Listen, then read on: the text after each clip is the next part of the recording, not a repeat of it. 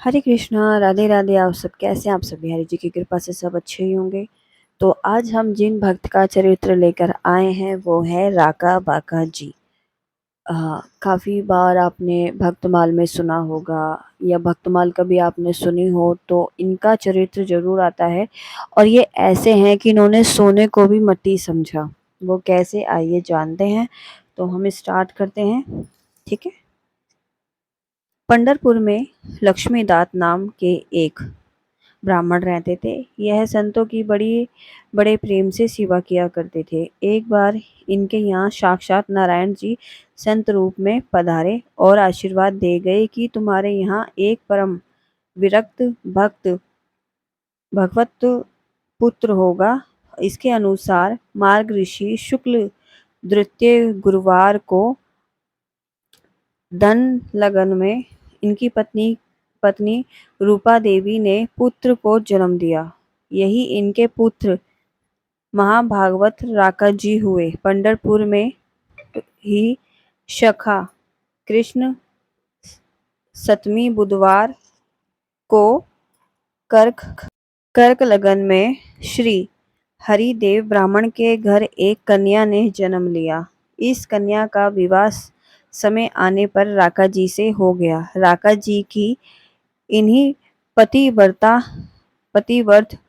भक्तिमती पत्नी का नाम उनके वैराग्य के कारण बाका हुआ। पति का नाम था राका और पत्नी का नाम बाका, ठीक है। राका जी का भी राका नाम उनकी अत्यंत कंगाली के कारण पड़ गया। राका राका जी रंग तो थे, फिर भी जगत दृष्टि उनकी ओर क्यों जाती। इस कंगाली को पति पत्नी दोनों ने भगवान की कृपा के रूप में बड़े हर्ष से सिर चढ़ाया था, क्योंकि दयामय प्रभु अपने प्यारे भक्तों को नाथ अन्न अन्यत्र के जड़ धन से दूर रखते हैं। भगवान अपने भक्तों को ना धन से दूर ही रखते हैं, ठीक है। धन से दूर रखते हैं। दोनों जंगल से चुनकर रोज सूखी लकड़ियां लेके आते और उन्हें बेचकर जो भी कुछ भी पैसा मिलता उसी से भगवान की पूजा करके प्रभु को भोग लगा के प्रसादी खाते। इसी तरीके से जीवन उनका निर्वाह करते गए। उनके मन में कभी भी किसी सुख आराम या भोगने की कल्पना ही नहीं जाती थी। श्री राका जी जैसे भगवान का भक्त इस प्रकार दरिद्रता के कष्ट भोगने, यह देखकर नामदेव जी को बड़ा विचार होता था। राका जी किसी का दिया कुछ लेते भी नहीं थे। नामदेव जी ने श्री पंडर रंग से प्रार्थना की। राका जी की दरिद्रता दूर करने के लिए भगवान ने कहा, नामदेव, राका तो मेरा हृदय ही है। यह तनिक भी इच्छा करे तो उसे क्या धन का अभाव रह सकता है, परंतु धन के दोषों को जानकर वह उससे दूर ही रहना चाहता है। दोनों पर भी वह कुछ नहीं लेगा। तुम देखना चाहोगे तो सुबह वन में रास्ते में छिपकर देखना। दूसरे दिन भगवान ने सोने की मोहरों से भरी थाली जंगल के मार्ग में डाल दी और कुछ मोहरें बाहर बिखेर दी और छिप गए। अपने भक्त का चरित्र देखने राका जी नित्य भगवान नाम का कीर्तन करते चले आ रहे थे। उनकी पत्नी कुछ पीछे थी। मार्ग में मोहरों की थाली देखकर पहले तो आगे जाने लगे, पर फिर कुछ सोचकर वहीं ठहर गए। हाथों में धूल लेकर थाली की मोहरे को ढकने लगे। इतने में उनकी पत्नी समीप आ गई।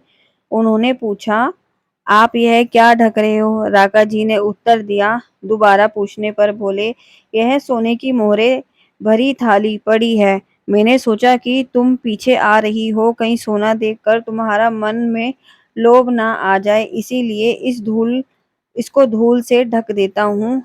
धन का लोभ मन में आ जाए तो भगवान का भजन नहीं हो पाता।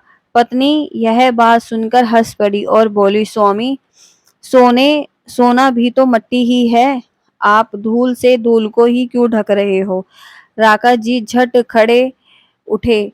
पत्नी की यह बात सुनकर बहुत प्रसन्न होकर बोले, तुम धन्य हो, तुम्हारा ही वैराग्य बाका है। मेरी बुद्धि में तो सोने की मट्टी में भी भेद भरा है। तुम मुझसे बहुत आगे बढ़ गई हो। नामदेव जी राका बाका का यह वैराग्य देखकर भगवान से बोले, प्रभु जिस पर आपकी कृपा दृष्टि होती है उसे तो आपके सिवा त्रिभुवन का राज्य भी नहीं सुहाता।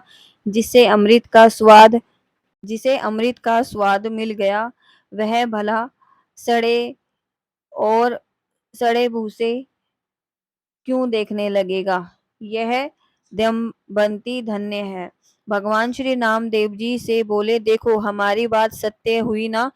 ये दोनों धन के प्रति कितना अ, कित धन से कितना दूर हैं। भगवान की जीती हुई श्री नामदेव जी ने हार गए। फिर भगवान ने एक और बात कही कि यदि तुम्हारे मन में विशेष प्रीति है, श्री राका बाका जी की सहायता करनी ही चाहिए, तो चलो इनके लिए लकड़ी बटोरते हैं। और भगवान ने उसी दिन राका बाका के लिए जंगल की सारी सूखी लकड़ियों की गांठ बांधकर एक तरफ रख दी। और दंपति ने देखा कि वन में तो कहीं आज लकड़ियां ही नहीं दिखती। गड्ढे बंद कर रखी लकड़ियों को उन्होंने किसी दूसरे की समझी। दूसरों की वस्तु को देखना और उठाना तो पाप है। दोनों थाली खाली हाथ लौट आए। राका जी ने कहा, देखो सोने को देखना ही यह फल है कि आज हमारा उपवास करना पड़ गया। सोचो अगर हम सोने को छू लेते तो कितना कष्ट मिलता। अपने भक्त की यह निष्ठा देखकर भगवान प्रकट हो गए। दंपति उन सर्वेश्वर दर्शन करके उनके चरणों में गिर पड़ी। श्री राका बाका जी श्री ठाकुर जी को घर लिवा लाए। भगवान के संग श्री नाम देव जी को देखकर श्री राका जी ने झूला झुलाकर कहा झुनझुलाकर कहा, अरे मूड फोर फुरा, श्री प्रभु जी को इस प्रकार वन वन भटकाया जाता है। भगवान ने श्री राका जी से पूछा, मांगने का अनुरोध किया। तब वह हाथ जोड़कर प्रार्थना करने लगे कि मुझे आपकी कृपा के सिवा कुछ नहीं चाहिए। तब श्री रामदेव जी ने हाथ जोड़कर इनसे कहा कि अच्छा और कुछ नहीं तो प्रभु का रूखा खाते हुए प्रभु का एक प्रसादी वस्त्र ही शरीर पर धारण कर लीजिए। यद्यपि इतने में श्री राका बाका जी को लगा कि मेरे सिर पर भारी बोझ पड़ गया, परंतु उन्होंने भक्त और भगवान की रुचि रखने के लिए वस्त्र स्वीकार कर लिया। ठीक है। कुछ वर्ष तक उन्होंने पृथ्वी पर रहकर राका बाका जी ने भगवान की खूब सेवा पूजा करी। और कुछ दिन बाद पत्नी पत्नी और राका बाका जी अपने परम भगवान के परम धाम को चले गए। तो आपको इस कहानी से और इस चीज से क्या सीख मिलती है कि किसी का धन, किसी की चीजों पर कभी नजर नहीं रखनी चाहिए। प्लस ये सोना चांदी और हीरे मोती ये सब सिर्फ एक मट्टी ही है हमारे लिए। जो भगवान की राह पर चलने लग जाते हैं उनके लिए ये सब मट्टी ही होती है। और सीरियसली बताऊं तो जब हम कंठ में कंठी धारण कर लेते हैं ना और मस्तिष्क पर तिलक धारण कर लेते हैं, तब ये सोने की चीजों से अपना अपमान हट जाता है। और उस टाइम पे सोना नहीं, उस टाइम ये होता है कि हम अपने गले में जो कंठी पड़ी है ना, इस कंठी का कौन सा डिजाइन खरीदे। लोग सोने का सोचते हैं तो हम लोग कंठी का सोचते हैं कि कंठी जो है ना, कंठी अच्छी से अच्छी पहने, अच्छा लगे, ये सोचता है। तो भक्त के जो चरण होते हैं ना वो यही होते हैं, आचरण जो होते हैं वो यही होते हैं।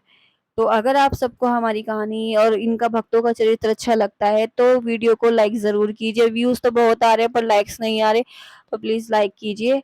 हरे कृष्णा, राधे राधे।